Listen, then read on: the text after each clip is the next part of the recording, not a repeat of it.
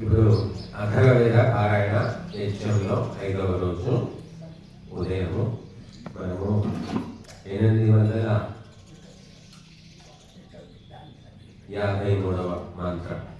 నుండి మొదలుకొని ఆవుకు ఇస్తాము. 125 మంత్రాలతో మీరందరూ కూడా స్వాహాకారం చెప్పండి. అందరూ చెప్పండి. వేదము సమస్త సత్య విద్యల గ్రంథము. వేదమును చదివించుట వినుట వినిపించుట మానవులందరికీ పరమధర్మము. ఓం బ్రహ్మాస్య శీర్షం బృహదస్య పృష్ఠం వామదేవ్యముదరమోదనస్య ఛందాంసి పక్షో ముఖమస్య సత్యం విష్టారీ జాతస్తపసోధియజ్జః స్వాహా. ఓం అనస్థాః భూతాః పవనేన శుద్ధాః శుచయః శుచిమపి యంతి లోకం నైషాం శిష్ణం ప్రదహతి జాతవేదాః స్వర్గే లోకే బహుస్త్రైణమేషాం స్వాహా. ఓం విష్టారి నమోదనం యే పచంతి నైనానవత్యయ సచే సదాచన ఆస్తేయముపయాతి దేవాంసం గంధర్వై మదతే సౌమ్యేభిః స్వాహా. ఓం విష్టారి నమోదనం యే పచంతి నైనాన్యమపరిముష్ణాతిరేతః రథీః భూత్వా రథయానయీయతే పక్షీః భూత్వాతి దివాసమేతి స్వాహా. ఓం ఏష యజ్ఞానాం వితతో బహిష్ఠో విష్టారిణం పక్వా దివమావివేశ ఆండీకం కుముదం సంతనోతి దిశం శలూకం శపకో ములాని ఏతాసాధారా ఉపయంతు సర్వాః స్వర్గే లోకే మధుమత్పిన్వమానా ఉపత్వాతిష్ఠन्तు పుష్కరిణీః సమంతాః స్వాహా. ఓం ఘృతః రథా మధుకూలాః సురోదకాః క్షీరేణ పూర్ణా ఉదకేన దధ్నా ఏతాసాధారా ఉపయంతు సర్వాః స్వర్గే లోకే మధుమత్పిన్వమానా ఉపత్వాతిష్ఠन्तు పుష్కరిణీః సమంతాః స్వాహా. ఓం చతురకుంభాం చతుర్ధా దధామి క్షీరేణ పూర్ణా ఉదకేన దధ్నా ఏతాసాధారా ఉపయంతు సర్వాః స్వర్గే లోకే మధుమత్పిన్వమానా ఉపత్వాతిష్ఠन्तు పుష్కరిణీః సమంతాః స్వాహా. ఓం ఇమమోదనం విదతే బ్రాహ్మణేషు విశాలినం లోకజితం స్వర్గం సమేవాక్షేష్ట స్వదయా పిన్వమానో విశ్వరూపాధేనో కామదుధామే అస్తు స్వాహా. ఓం యమోదనం ప్రథమజారుతస్య ప్రజాపతిస్తపసా బ్రహ్మణా పచత్ యో లోకానాం విద్యుతిర్నాభిదేశాత్తేనోదనేనాతితరాణి మృత్యుం స్వాహా. ఓం ఏనాతరన్ భూతకృతోతి మృత్యుం యమన్వవిందన్ తపసాశ్రమేణ యం పపాచ బ్రహ్మణే బ్రహ్మ పూర్వం తేనోదనేనాతితరాణి మృత్యుం స్వాహా. ఓం యో ధాధార పృథివీం విశ్వభోజసం యో అంతరిక్షం పునరసేన యో అస్తభ్నా దివమూర్ధ్వో మహిమ్నాతేనోదనేనాతితరాణి మృత్యుం స్వాహా. ఓం యస్మాన్నాసానిర్మితాస్త్రిశతధా త్రింశతరాః సంవత్సరో యస్మాన్ నిర్మితో ద్వాదశానః అహోరాత్రాయం పర్యంతో నాపుస్తే నౌలనేనాతితరా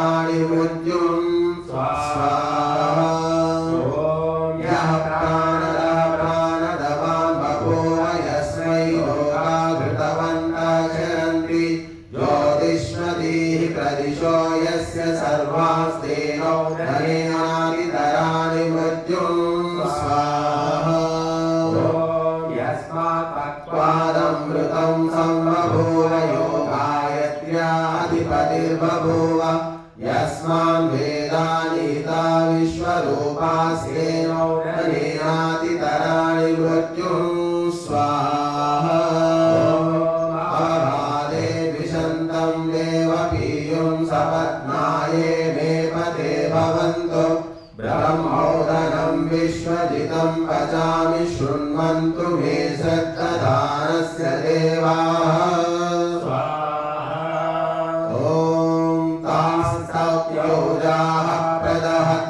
निर्वैश्वानरो वृषा यो नो दुरस्यादिप्साच्छादो यो नो हरातिरा स्वाहा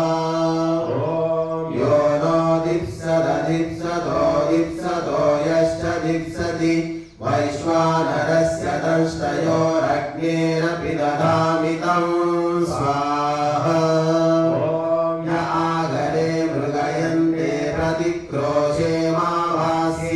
रम्यादो अन्यान् दीप्सत सर्वांस्तान् सहसा सहे स्वाहा सहे पिशाचान् सहसैषां द्रविणं ददे सर्वान् दुरस्यतो हन्निसम्महाकोटिर्वृध्यतां स्वाहा ये देवास्तेनः सन्ते सूर्योणमिमतेजवम् नदीषु पर्वतेषु ये सन्तैः पशुभिर्विजे स्वाहा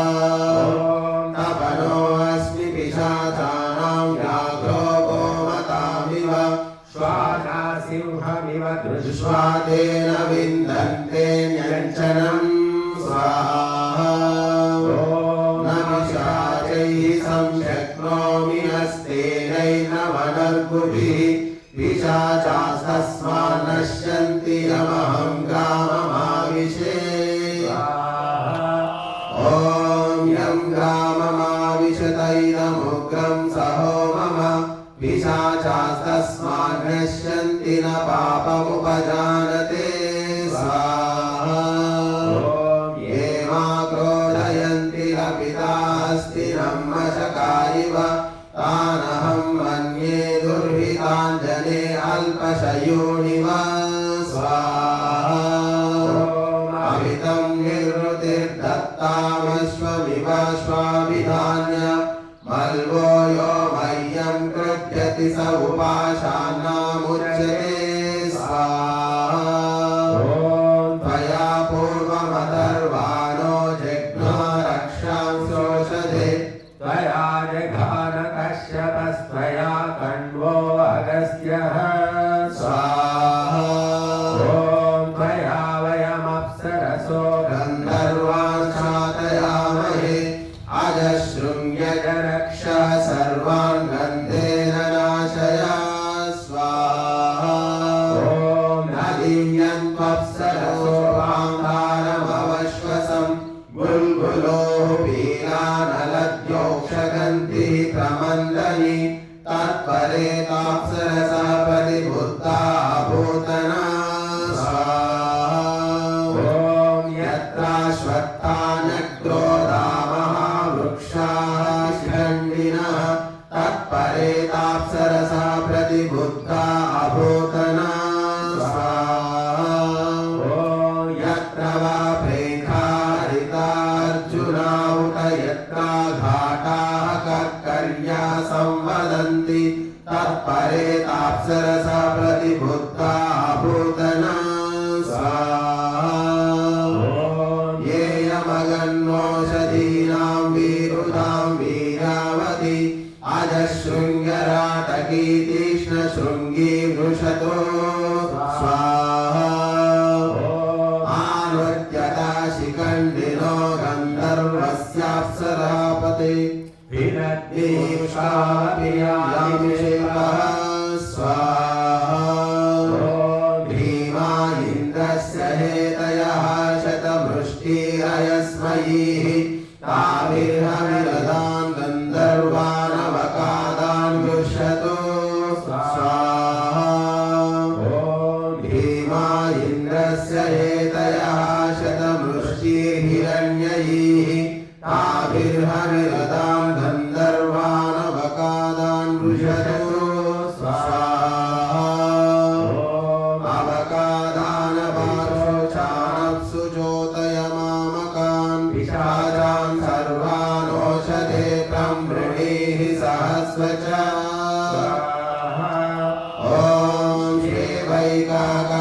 सर्वैककुमारः सर्वकेशकः प्रियो दृशैव भूत्वा गन्धर्वः स च ते श्रियस्तमितो राशयामसि ब्रह्मणा वीर्यवतः स्वाहा ध्यायायित्वो अप्सरसो गन्धर्वाः पतयो यूयम् अपधावतामत्यामत्यान्मास च त्वं स्वाहा उद्भिन्नतीं सञ्जयन्तीमप्सरां साधु देविनीं ग्रहे कृतानि कृण्वानामप्सरां तामिह हुवे स्वाहा विजन्मतीमाकिरन्तीमप्सरां साधु देविनीं ग्रहे कृतानि कृण्वानामप्सरां तामिह हुवे स्वाहा यामैः परिवृत्यत्यादधाना कृतं ग्रहात् सा न कृतानि शेषति ग्रहामाप्नोतु मायया सा न वयस्पत्यै मानो जैषुरिदं धनं स्वाहा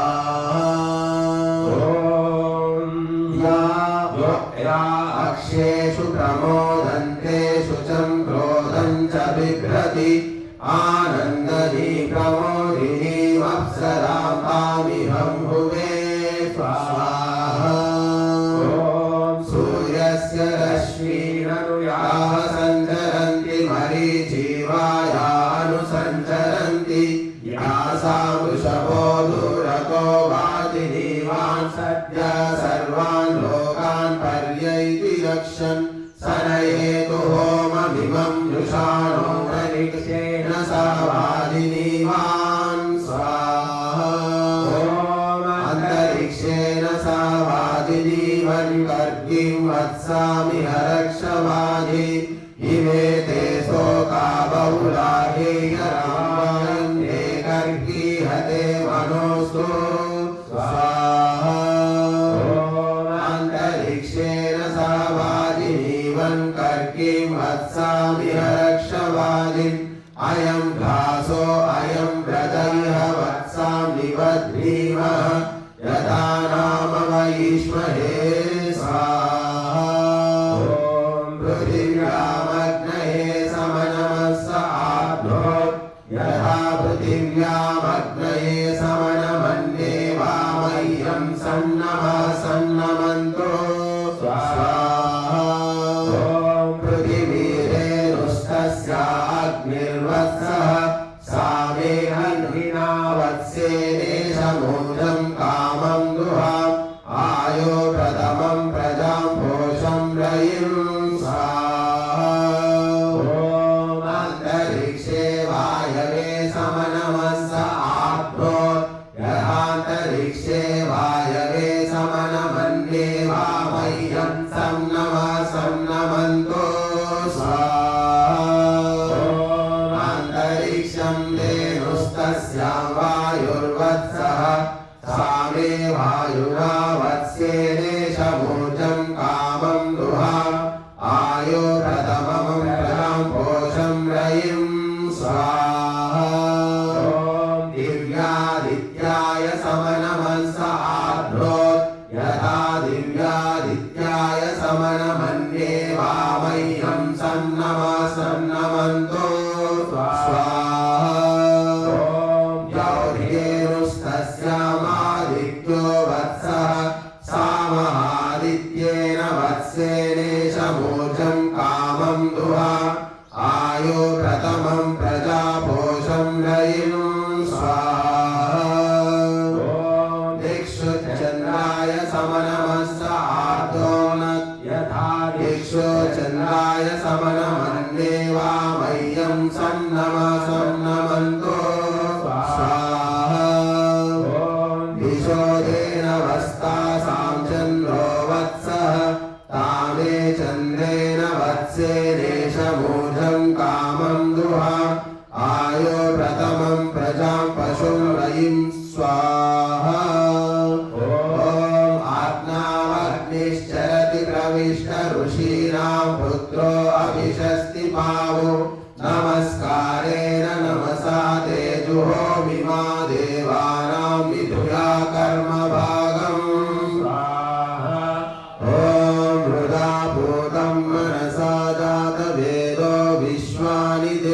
मयूराणि विद्वान् सप्तास्यानि तव जातवेदस्तेभ्यो जुहोमि सजुषस्व हव्यम् ॐ ये पुरस्ताद्जुह्वति जातवेदः प्राच्यादिशोऽभिलासन्त्यस्मान्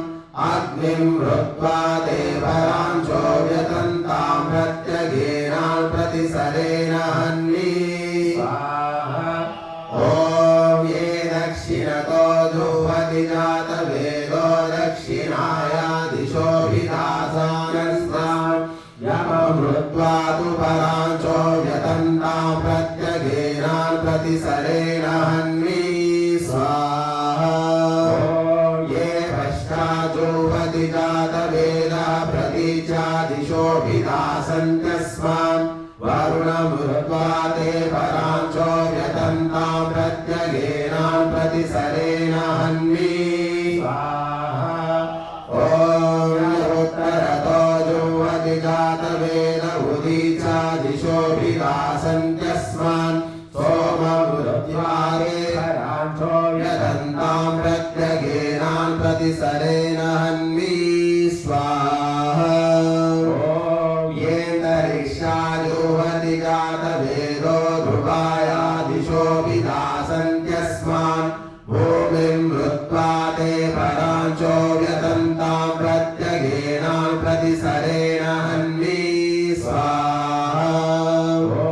ये हस्ताजुह्वति जातवेदो व्यत्वाया दिशोऽभिलासन्त्यस्मान् वायुं मृत्वा ते पराञ्चो व्यतन्तां प्रत्यगेनान् प्रतिसरेण हन्मि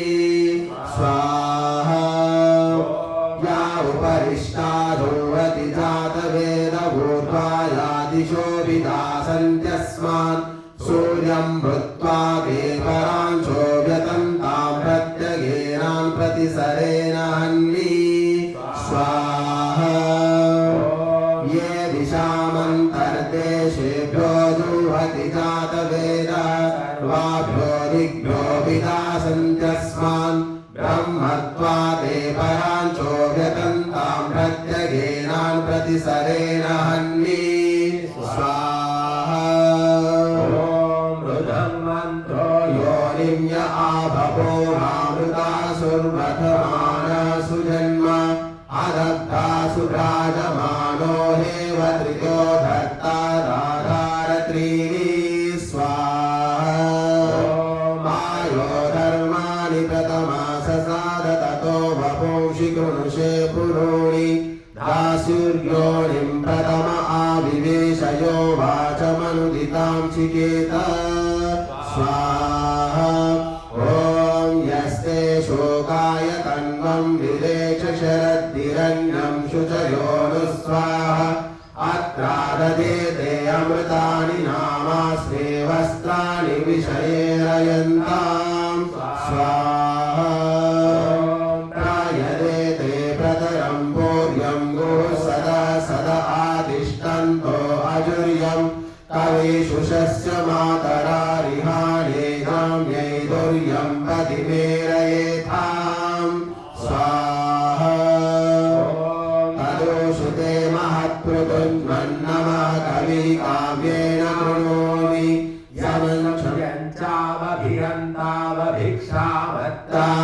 यमन्तावभिरन्तावभिक्षावत्तामहीरोदशक्ये वा वृधेते स्वाहा सप्तमर्यादाः कवयस्ततक्षुस्तासामिते कामभ्यं पुरोगात् आयोर्यस्कम्भोपमस्य नीडे पतां विसर्गे धुर्णेषु तस्थो स्वाहा उदामृतासुर्व्रतये विगृह्णन्नसुरात्मा तन्वस्तत्सु मद्युः उत वा शक्रो रत्नं ददात्यूर्जया वा यत्स च ते हविर्धाः ॐ उत पुत्रापितरं क्षत्रमीडे ज्येष्ठं मर्यादमभयं शस्त्रये दर्शन्नु आवरुणयास्ते निष्ठा आवर्वततः कृणवो वपुषि स्वाहा ॐ अर्धमर्धेन पयसा पुण्यक्षर्धेन शुष्मवर्धसे अमुर अविमृतामशग्मियं सखायं वरुणं पुत्रमादित्या इशिरं कविशस्तान्यस्मै वपुंसवोचामरोदसी सत्यवाचा स्वाहा ॐ तदिदासभुवनेषु ज्येष्ठं यतो यज्ञ सद्यो यज्जानो निरिणादिशत्रूननुयतेनं मदन्ति विश्वभूमा स्वाहा ॐ आरुधानशवसा भूयोजाः शत्रुर्दासाय भियसं ददाति अव्यनच्च व्यनच्च सन्निसं ते नवन्तप्रभुरामदेषु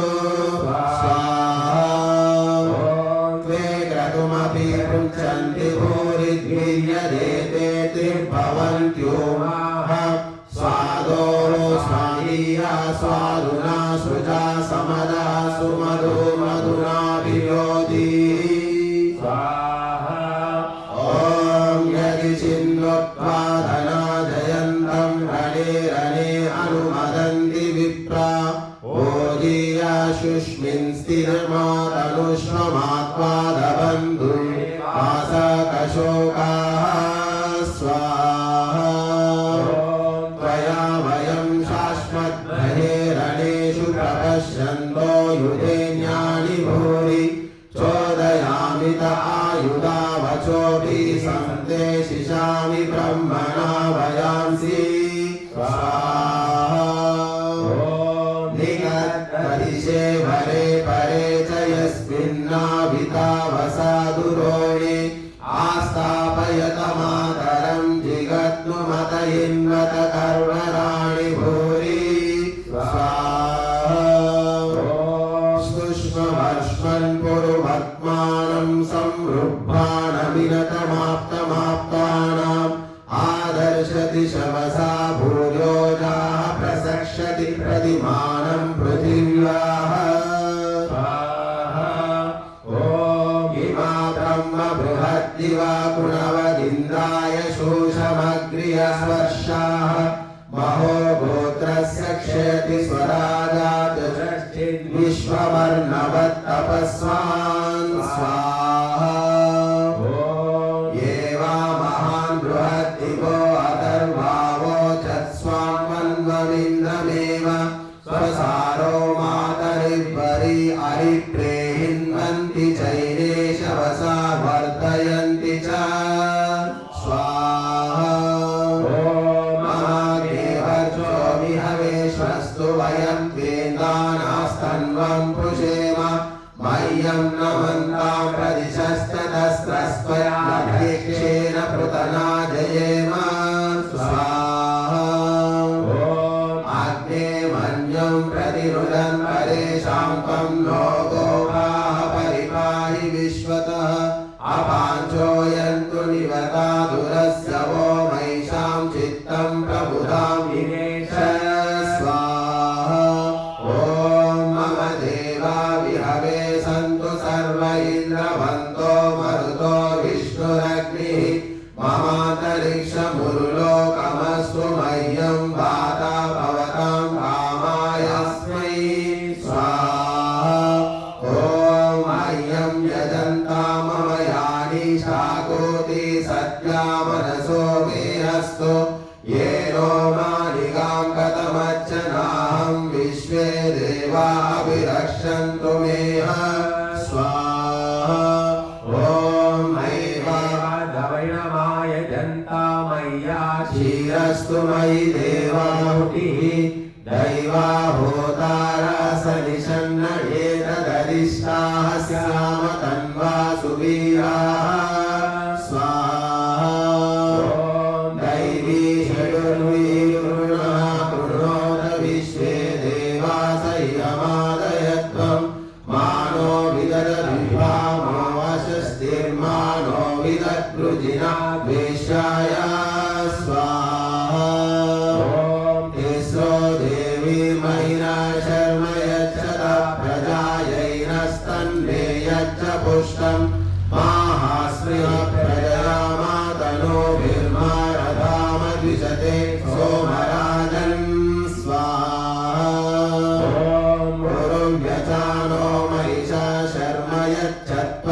हवे पुरुहूता पुरुक्षो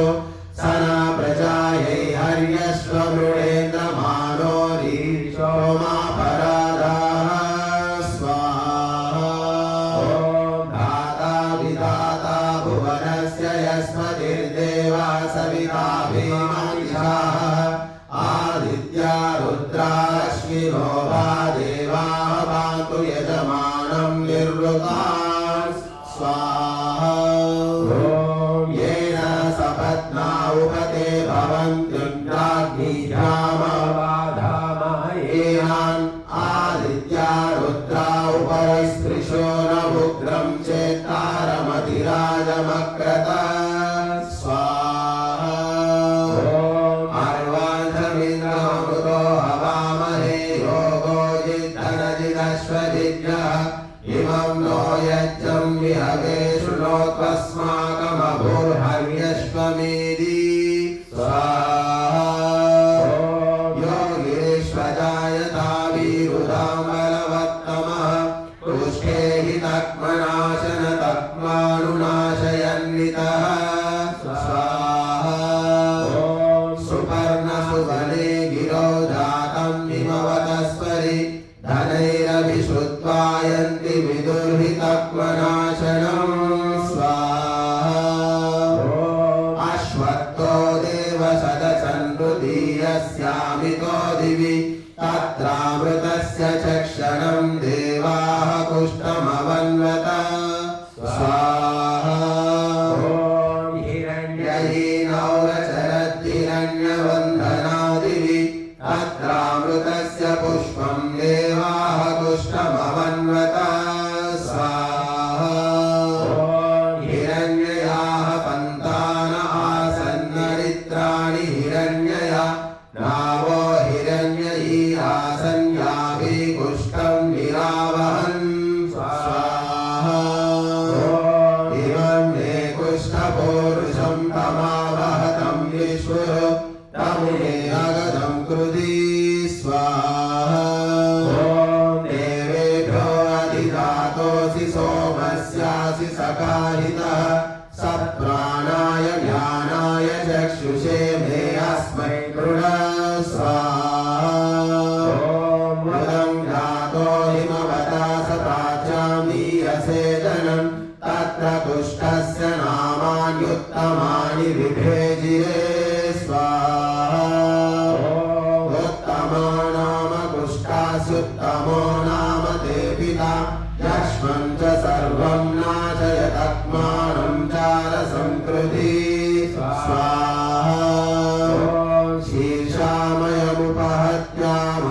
शीर्षामयमुपहत्यामुक्षोस्तन्वोरपः पुष्टस्तत्सर्वं निष्करद्दैवं समः वृष्ण्यं स्वाहा रात्रि माता नमः पिता यमा ते पितामहः शिराचीनामवासि सा देवानामसि स्वसा स्वाहा यस्त्वाभिवति जीवति त्रायसे पुरुषं त्वं भद्रीः शश्वतामसि जनानां जन्यञ्जनी स्वाहा वृक्षं वृक्षमारोहसि वृषण्यन्तीव कन्यला जयन्ती प्रत्यादिष्टन्ति स्मरणीनामवासि स्वाहा यद्दण्डेन यदिश्वायत्वाहुर्हरसा कृतं तस्य त्वमसि निष्कृति सेवं निष्कृतिपूरुषं स्वाहा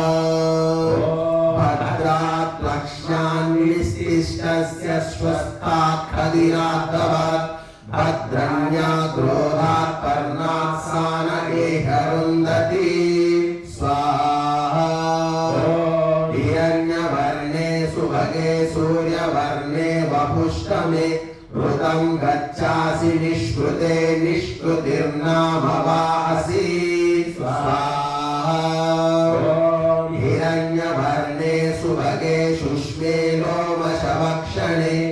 अपामसि स्वसालाक्षे वातो आत्मा बभूवते स्वाहा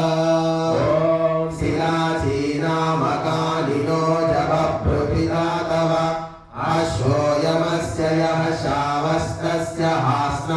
सुक्षिता स्वाहा अश्वस्यास्नः सम्पतिता सा वृक्षाम् अभिषिष्यते सरापतत्रिणी भूत्वा सा नये हरुन्धति स्वाहा ब्रह्मयज्ञानं प्रथमं पुरस्तात् विसीमतः चोवेनावः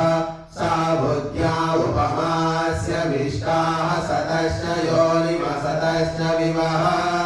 स्वाहा अनप्ता एव प्रथमायानि कर्माणि चक्रिरे वीरानो अत्र माधवं तद्वये तत्पुरोदधे स्वाहा सहस्रधारये वदे समस्वरन् दिवो नागे मरुजिह्वा असश्चतः तस्य स्वशोरनि विशन्ति पूर्णया पदे पदे पाशिना सन्ति सेतवे स्वाहा ॐ पर्योषि प्रधन्वावाजसातये परिवृत्राणि सक्षणिः द्विषस्तधर्यर्णनिमेने यसे सनिस्रसो नामासि त्रयोदशो मास इन्द्रस्य गृहः स्वाहा द्वेते नारासीरतीरसौ स्वाहा दिग्मायुधौ दिग्महेति सुषेवौ सोमा रुद्रा विहासु मृडतं नः स्वाहा अवैते नारासीरसौ स्वाहा दिग्मायुधौ दिग्महेति सुषेवौ सोमा रुद्र विहासु मृडतं नः स्वाहा आवैते नारासीरसौ स्वाहा दिग्मायुधौ दिग्महेति सुषेवौ सोमा रुद्रा विहासु मृडतं नः स्वाहा मुमुक्तमस्मान् दुरितादवद्यार्जुषेतां यज्ञममृतमस्मासु दत्तं स्वाहा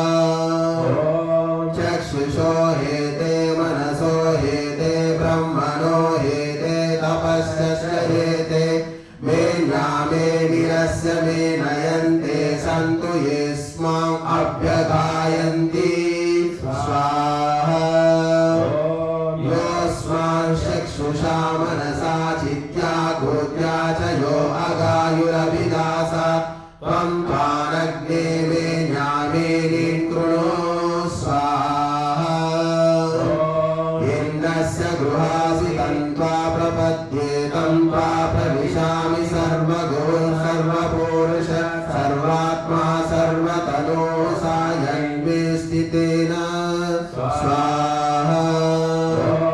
इन्द्रस्य शर्मासि तन्त्वा प्रपद्ये तन्त्वा प्रविशामि सर्वगुण सर्वपूरुष सर्वात्मा सर्वतनो सायन्मे स्थितेन स्वाहा